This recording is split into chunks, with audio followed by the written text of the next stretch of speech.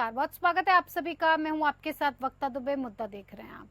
जम्मू कश्मीर में आतंकवादियों ने 4 दिनों में रियासी, कठुआ और डोडा में 4 हमले किए और इन हमलों में 10 तीर्थयात्रियों की मौत के साथ सीआरपीएफ का एक जवान भी शहीद हुआ है। वहीं कठुआ जिले में सुरक्षा बलों की कार्रवाई में 2 पाकिस्तानी आतंकवादी एनकाउंटर में ढेर किए गए हैं, जिनके पास से भारी मात्रा में हथियार और विस्फोटक बरामद किए गए।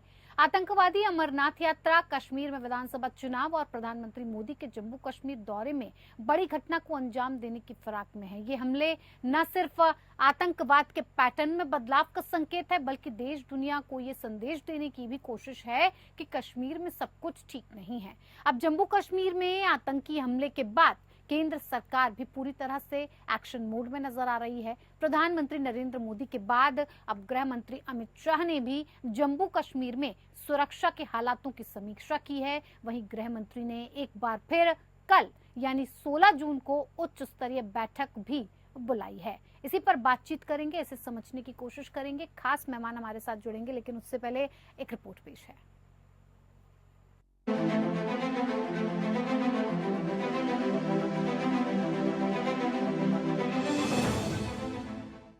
कश्मीर में अमन चैन से बौखलाए पाकिस्तान ने अपने पालतू आतंकियों को रेड अलर्ट जारी कर दिया है।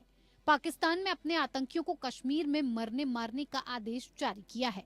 सेना की सख्ती की वजह से स्थानीय आतंकवादी भर्तियों में कमी आने के कारण पाकिस्तान सीमा पार से आतंकवादियों को भेज रहा है। रियासी में श्रद्धालुओं की बस पर हमला करने समेत हाल में हुए लगातार आतंकी हमले इसी का नतीजा हैं। सुरक्षा बल ऑपरेशन ऑल आउट के जरिए आतंकियों के सफाई में जुटी है, लेकिन कश्मीर से अभी आतंकी हमलों का खतरा पूरी तरह से टला नहीं है।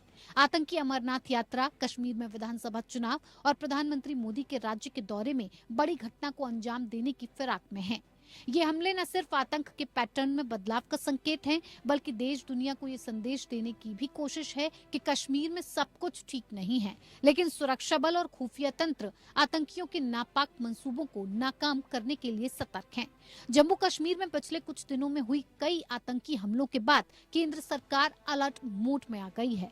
आतंकवादियों ने 4 दिनों के दौरान रियासी, कठुआ और डोडा में 4 जगहों पर हमले किए, जिसमें 10 तीर्थयात्रियों की मौत हुई। वहीं सीआरपीएफ का एक जवान भी शहीद हुआ है। साथ ही कठुआ जिले में सुरक्षा बलों की कार्रवाई में 2 पाकिस्तानी आतंकवादी एनकाउंटर में ढेर किए गए, जिनके पास से भारी मात्रा में हथियार और विस्फोटक बरामद किए गए हैं। इन हमलों के बाद जहां एक तरफ प्रधानमंत्री नरेंद्र मोदी ने राष्ट्रीय सुरक्षा सलाहकार एनएसए अजीत डोभाल और अन्य अधिकारियों के साथ जम्मू कश्मीर की स्थिति की समीक्षा की, वहीं केंद्रीय गृह मंत्री अमित शाह भी जम्मू कश्मीर में सुरक्षा हालात और अमरनाथ यात्रा की तैयारी की समीक्षा के लिए 16 जून को नॉर्थ ब्लॉक में बैठक करने वाले हैं। बैठक में जम्मू कश्मीर के राज्यपाल, एनएसए, केंद्रीय गृह सचिव, सेना, पुलिस, जम्मू कश्मीर प्रशासन और गृह मंत्रालय के वरिष्ठ अधिकारी शामिल होंगे। सूत्रों का कहना है कि बैठक में जम्मू कश्मीर में होने वाले कार्यक्रमों के लिए अतिरिक्त सुरक्षा बलों की तैनाती के आदेश दिए जा सकते हैं। इस महीने की शुरुआत में अमरनाथ यात्रा के लिए रानीखेत, गुवाहाटी, पटना और लखनऊ समेत अन्य जगहों से सुरक्षा बलों को जम्मू कश्मीर भेजा गया था। सूत्रों ने कहा कि केंद्रीय पुलिस बल पहले से ही जम्मू कश्मीर में तैनात है, लेकिन हाल ही में हुए हमलों के बाद वरिष्ठ अधिकारियों को और अधिक सुरक्षा बलों की जरूरत महसूस हो रही है। सूत्रों ने कहा कि चूंकि जम्मू पर विशेष ध्यान दिया जाएगा, इसीलिए वहां सुरक्षा बलों की आवाजाही के लिए और ज्यादा बुलेट प्रूफ गाड़ियों की जरूरत होगी। स्थानीय पुलिस की सहायता के लिए जम्मू कश्मीर में तैनात सीआरपीएफ जम्मू में विशेष आतंकवाद विरोधी रैपिड एक्शन टीमों का उपयोग कर सकता है। पिछले कुछ समय से आतंकियों का फोकस कश्मीर घाटी की बजाय जम्मू क्षेत्र पर अधिक हो रहा है। जम्मू कश्मीर में दक्षिणी पीर पंजाल को आतंकियों ने अपना नया ठिकाना बनाया है। पिछले 2 सालों में आतंक का क्षेत्र पीर पंजाल के उत्तर से दक्षिण की ओर कैसे स्थानांतरित हो गया, दिल्ली में इस बात को लेकर चिंता जाहिर की जा रही है। आतंकी हमलों को लेकर हालात हालातों का जायजा लेने के लिए इस सप्ताह की शुरुआत में यूनिफाइड कमांड की एक अर्जेंट मीटिंग बुलाई गई थी। इसमें अमरनाथ यात्रा में तीर्थयात्रियों की सुरक्षा सुनिश्चित करने को सर्वोच्च प्राथमिकता देने की बात कही गई। ये यात्रा 29 जून को शुरू होगी और 19 अगस्त को समाप्त होगी। दरअसल सुरक्षा बलों ने आतंकियों की नकेल कसने के जो प्रयास पिछले कुछ वर्षों में किए हैं, उनका असर आतंकी घटनाओं में आई कमी में ही नहीं, आतंकियों की लगातार बदलती रणनीति में भी दिखती है। पहले आतंकियों ने टारगेटेड किलिंग का सहारा लेते हुए आम लोगों को निशाना बनाने की कोशिश की, जो उनके लिए सॉफ्ट टारगेट हो सकते थे। अब घाटी में सुरक्षा बलों के कड़े बंदोबस्त को देखते हुए जम्मू के उन इलाकों में गतिविधियां बढ़ाई गई हैं जो लंबे समय से शांत और आतंकवाद से मुक्त माने जाते रहे हैं। पाकिस्तानी सेना की पूरी कोशिश है कि उनके पालतू आतंकी कश्मीर को अशांत बनाए रखें। भले ही पाकिस्तान के पूर्व प्रधानमंत्री नवाज शरीफ और मौजूदा प्रधानमंत्री शहबाज शरीफ दोस्ती की इच्छा जता रहे हैं, लेकिन उनकी इस इच्छा को पाकिस्तानी फौज की असली मंशा का संकेत नहीं माना जा सकता। अतीत में इन दोनों का फर्क खतरनाक रूप में सामने आता रहा है। ऐसे में भारत को और सतर्क रहने की जरूरत है। Bureau report, APN।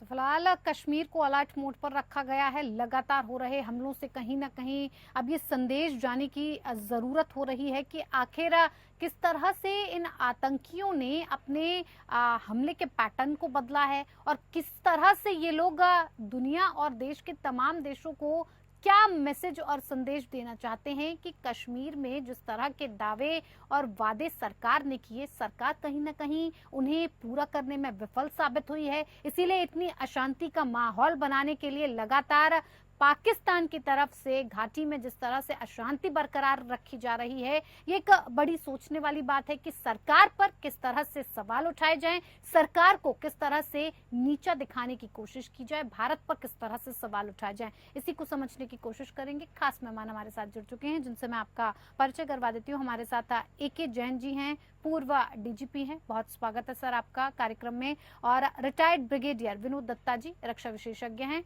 वो हमारे साथ जुड़ चुके हैं। सर आपका भी स्वागत है। शुरुआत में AK जैन जी आप ही के साथ करूंगी। देखिए, अब पहले आतंकियों का एक अलग पैटर्न हुआ करता था, अलग रणनीति होती थी जिस तरह से वो हमला करते थे, लेकिन काफी वक्त से, जब से मोदी सरकार आई है, जब से सरकार ने कश्मीर पर ज्यादा ध्यान दिया है, तब से हमने देखा है कि लगातार इस तरह के हमलों में, पत्थरबाजी में, घुसपैठ में बहुत बड़े स्तर पर लगाम लगाई जा सकी है। लेकिन अब जिस तरह से ये पैटर्न बदला है, क्या लग रहा है आपको नई सरकार के चुनावों को देखते हुए, तमाम और आगे की जो तैयारियां हैं उन्हें देखते हुए, किस तरह की स्ट्रैटेजी होनी चाहिए और किस तरह से इस पर लगाम लगाने की जरूरत है सर? देखिए, जम्मू क्षेत्र में डिप्लॉयमेंट जो है वो काफी कम हो चुका है फोर्सेस का। नंबर 1, डिप्लॉयमेंट को जम्मू क्षेत्र में बढ़ाना पड़ेगा। इस पे चिंतन भी चल रहा है कि जो 90s में डिप्लॉयमेंट का स्तर था जी, उसी स्तर पर लेकर आया जाए। यह उचित होगा, क्योंकि इन टेररिस्ट की एक मंशा जो मुझे लगती है वो ये है कि जो लोकसभा के चुनाव में अच्छी खासी पोलिंग हुई है जम्मू कश्मीर में, उसको लेके पाकिस्तान में एक टेररिस्ट के उसमें एक चिंता है कि एक संदेश गया है पूरे वर्ल्ड में कि जम्मू कश्मीर में बड़ी तेजी से हालात सामान्य हो रहे हैं जी। तो ये एक इस प्रक्रिया का हिस्सा भी माना जा सकता है कि लोग नहीं चाहते हैं कि सितंबर से पहले वहां पे चुनाव संपन्न हो। चुनाव संपन्न होने से होता यह है कि एक पॉपुलर गवर्नमेंट जब फॉर्म हो जाती है तो वो अपना वो और उनकी पार्टी और पूरी मशीनरी के साथ एक सारे अफेयर्स को देखते हैं और टेररिज्म पे स्वयं लगाम लग जाती है। इस समय स्थिति यह है कि जो लोकल टेररिस्ट बहुत रिक्रूट हो रहे थे उसमें अब काफी कमी आई है, क्योंकि वहां के बच्चों को लगा है कि यहाँ पर स्थितियां सामान्य होने के बाद हालात बहुत सुधरे हैं, वो भी इन सुधरे हुए हालात का हिस्सा बनना चाहते हैं। पर इस बीच कई बड़ी घुसपैठ पाकिस्तान JNK में करने में सफल रहा है। 4 बड़ी घुसपैठ बताते हैं हुई है जी। तो ये तो हमें देखना पड़ेगा, बॉर्डर्स को स्ट्रेंथन करना होगा जिससे कि इस प्रकार की बड़ी घुसपैठ ना हो पाए। अगर बड़ी घुसपैठ होती रहेंगी तो ये प्रॉक्सी वॉर जो है वो पाकिस्तान अपना JNK में चलाता रहेगा। बिल्कुल। आवश्यकता इस बात की है फोर्सेस की संख्या बढ़ाई जाए, डिप्लॉयमेंट के स्तर को बढ़ाया जाए, एक एरिया डोमिनेशन का एक प्लान बनाकर उसको इम्प्लीमेंट किया जाए और इंसिडेंट फ्री इलेक्शंस कराए जाएं। नंबर 2, अमरनाथ यात्रा जो शुरू हो रही है 29 जून से और 19 अगस्त तक चलेगी, उसको सकुशल संपन्न कराया जाए। अभी PM का विजिट होने वाला है। PM का विजिट जो है वो डल लेक के किनारे योग वगैरह का जो है, जो वहाँ पे योग दिवस के उसमें बनाने का है, तो उसके लिए भी भरपूर तैयारियां करनी होंगी, जिससे कि किसी प्रकार का कोई विघ्न इन तीनों कार्यक्रमों में ना पड़े। बिल्कुल सर।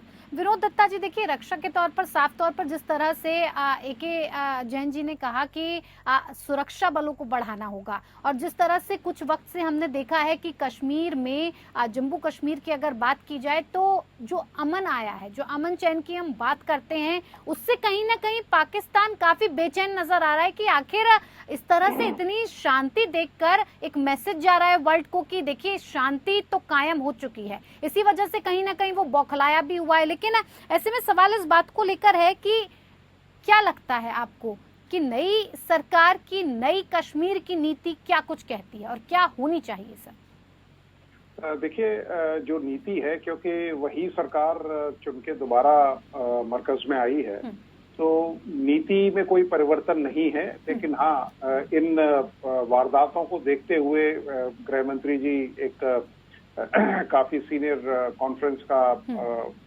मतलब पीठासीन अधिकारी रहेंगे और उस पर चिंता और चिंतन दोनों किए जाएंगे।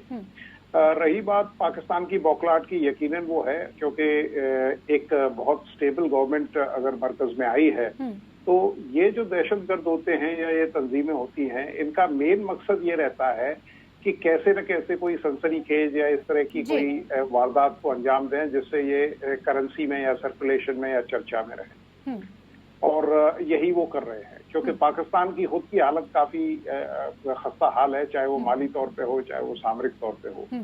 और इन सब चीजों को देखते हुए पाकिस्तान ये चाहेगा कि वो इस तरह से भारतीय जो ट्रुप्स हैं या जो वादी कश्मीर में या जम्मू रीजन में, क्योंकि अब उनका फोकस जम्मू रीजन की तरफ बढ़ता जा रहा है, क्योंकि कश्मीर में जो सिक्योरिटी ग्रिड है उसको काफी सघन किया गया है।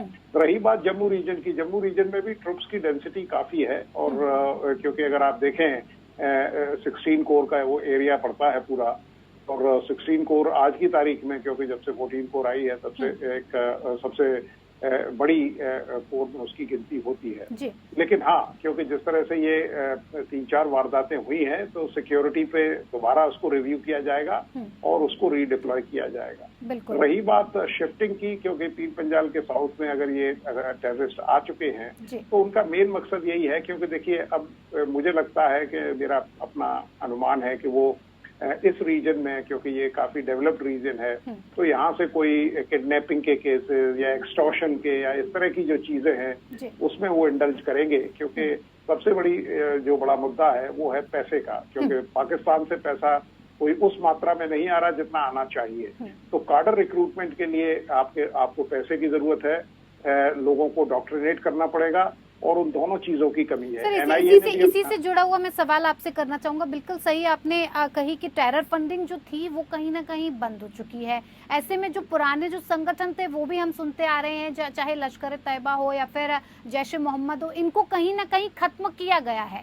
ऐसे में नए जो संगठन पैदा हो रहे हैं, जैसे कि अभी जो कश्मीर में 4 जगह पे ये हमला जम्मू कश्मीर में किया गया है अलग अलग जगहों पर, इसकी पूरी जिम्मेदारी कश्मीर टाइगर्स ने ली है। तो जब पैसा नहीं आ रहा है, पैसे की फंडिंग कहां से की जा रही है और ये नए संगठन कहां से बनकर तैयार हो रहे हैं? आपको लग रहा है क्या कहीं बाहर देशों से, बाहरी शक्तियों से अब ये सपोर्ट दिया जा रहा है?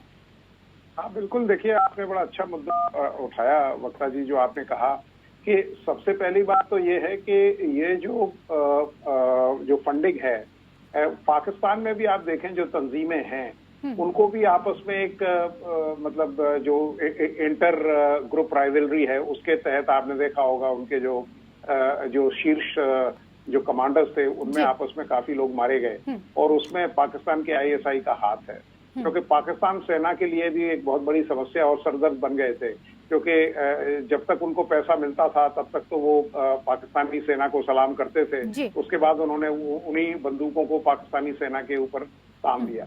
तो ये जो नई तंजीमें आ रही हैं, देखिए इनकी जो विचारधारा है वो तो वही रहती है, ये केवल अपना नाम बदल देते हैं। आप देखिए जो टीआरएफ है वो जब आर्टिकल 370 एब्रोगेट हुआ उसके बाद वो गठन में आई, तो ये क्योंकि इंटरनेशनल दबाव रहता है, और आपका ये मानना भी ठीक है क्योंकि इसमें इंटरनेशनल एजेंसीज हैं जो इस तरह का पैसा लगा रही हैं। खासकर आप देखिए कनाडा में जिस तरह से मुहिम छुड़ी हुई है, और भी कई ऐसे देश हैं जहां स्टेट स्पॉन्सर्ड टेररिज्म को एक बिल्कुल सरकारी दर्जा दिया गया है। तो इन सब चीजों को ध्यान में देखते हुए वो नहीं चाहते, क्योंकि हर देश को मालूम है कि जो अगली सदी है वो एशिया की सदी है और भारत उसमें एक ओवरवेलमिंग इतिहास लिखने वाला है।